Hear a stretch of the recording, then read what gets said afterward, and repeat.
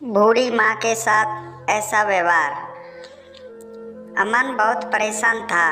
उसे समझ में नहीं आ रहा था कि वो इस परिस्थिति से कैसे निपटे। वह अपनी माँ को बहुत चाहता था, किंतु उसकी पत्नी और बच्चे उसकी माँ से बहुत दूर भागते थे, क्योंकि उसकी माँ की एक आँख नहीं थी, साथ ही उसकी कमर भी 90 अंश पर झुकी थी।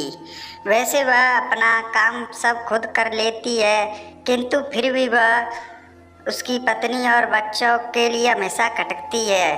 दादी, आप ऊपर के कमरे में जाओ, मेरे दोस्त आ रहे हैं, अमन के बेटे अखिल ने बड़े बेरुखी से कहा। पर बेटा, मैं तो यहाँ बहुत दूर बैठी हूँ, अमन की माँ ने बहुत प्यार से कहा। नहीं, आप उनके सामने मत रहो, वो मुझे चिढ़ाते हैं, अखिल ने जोर से डांटते हुए कहा। क्या हुआ अखिल, क्यों चिल्ला रहे हो? अमन की पत्नी कामनी ने किचन से ही आवाज़ लगाई। देखो ना माँ, ये दादी यहीं ड्राइंग रूम में बैठी हैं और मेरे दोस्त आ रहे हैं, अखिल ने शिकायत भरे लहजे में कहा। माँ जी, आप ऊपर चली जाओ, क्यों हम लोगों को लजवाती हो? कामनी ने बेटे का पक्ष लेते हुए कहा। बेचारी सरस्वती चुपचाप उठकर जीने के सहारे ऊपर जाने लगी। कमर झुकी होने के कारण उन्हें ऊपर चढ़ने में बहुत परेशानी हो रही थी, किंतु वह पूरी ताकत से ऊपर के एक अकेले कोने वाले कमरे में जाकर अमन बाजू के कमरे से सब सुन रहा था। उसे कष्ट हो रहा था कि उसकी माँ को अपमानित होना पड़ रहा था, किंतु वह असहाय था। अगर वो कुछ कहता है तो पत्नी और बच्चे उसका विरोध करने लगते हैं। दूसरे उनके तर्क भी सही लगते हैं, क्योंकि वो एक प्रशासनिक अधिकारी था। उसका सामाजिक स्तर बहुत ऊंचा था, उसकी ससुराल भी एक उच्च घराने में थी, अतः वह चुपचाप इस तरह हर दिन अपनी माँ को अपमानित होते देखता रहता था। रात को अमन की पत्नी ने कहा, देखो जी, अब कुछ करो।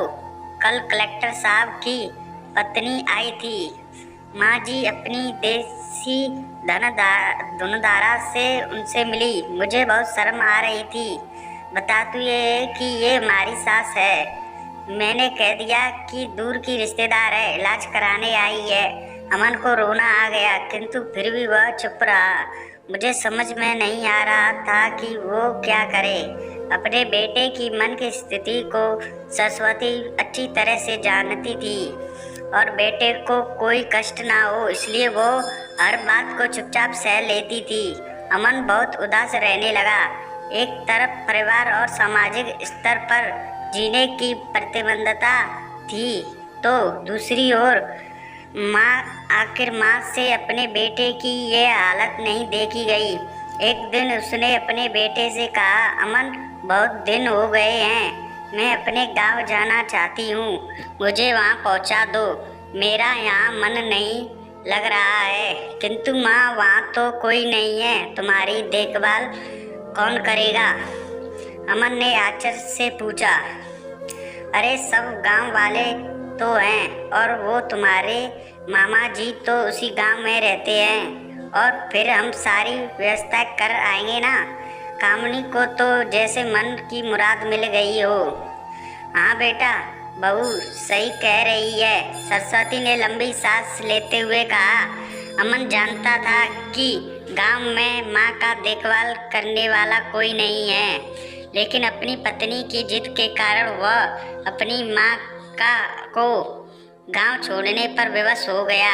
माँ को गांव छोड़कर आते वक्त उसे रोना आ रहा था तथा अपनी बेबसी पर गुस्सा भी आ रहा था, किंतु परिवार, पत्नी और समाज ने उसके इन मनोभावों को दबा दिया और वो सुकून सा महसूस करने लगा। कुछ दिनों के बाद उसके चाचा और अमेरिका में रहते थे आने वाले थे। जब अमन बहुत छोटा था, उसके पिता जीवित थे, तब वो भारत आए थे और उसके बाद वो अब भारत आने वाले थे। पूरा परिवार और आस पड़ोस बहुत उत्साहित था। अमेरिका से अमन के डॉक्टर चाचा आ रहे थे। डॉक्टर रमेश ने जैसे ही घर में कदम रखा, सबने मिलकर बहुत उत्साह से उनका स्वागत किया। क्यों अमन, भाभी नहीं दिख रही है, कहाँ है? डॉक्टर रमेश ने उत्सुकतापूर्वक पूछा। जी, वो गांव में रहती हैं, यहाँ उनका मन नहीं लगा, कामनी ने सपाट लहजे में उत्तर दिया। डॉक्टर रमेश ने अमन की ओर देखा तो विमल ने अपनी आंखें झुका ली।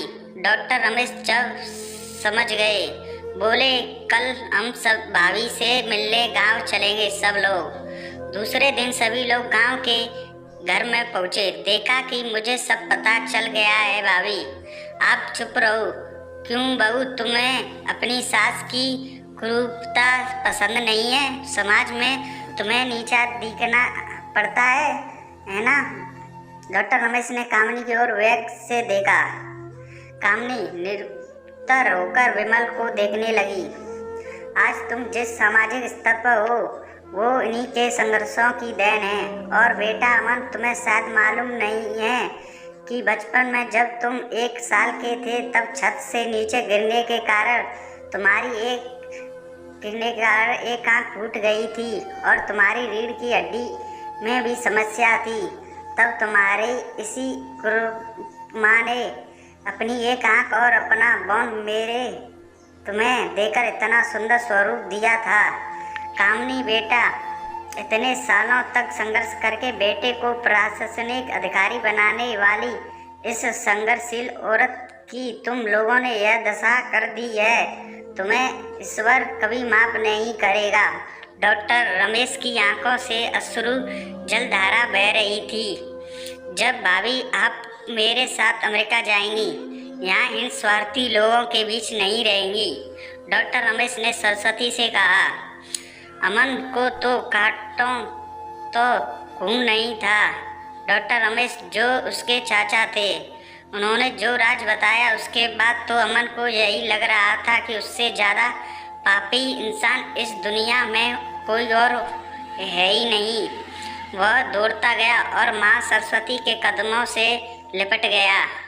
माँ, मेरा अपराध असभ्य है, मैं जानबूझकर चुप्पी साधे रहा, आपका अपमान करवाता रहा। अब सिर्फ आप ही उस घर में मेरे साथ रहेंगी और कोई नहीं। अमन ने आग्नेय दृष्टि से अपनी पत्नी और बच्चों को देखा। कामनी को भी बहुत पश्चाताप हो रहा था, किंतु उसकी पत्नी हिम्मत नहीं हो रही थी कि वह सरस्वती से आंख मिलाए।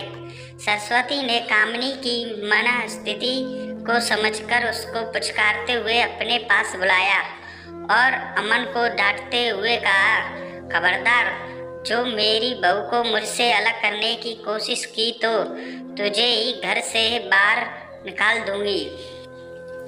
कामनी और बच्चों ने सरस्वती के पैर पड़ते हुए अपने व्यवहार पर माफ़ी मांगी और माँ के हृदय ने सबको माफ़ कर दिया।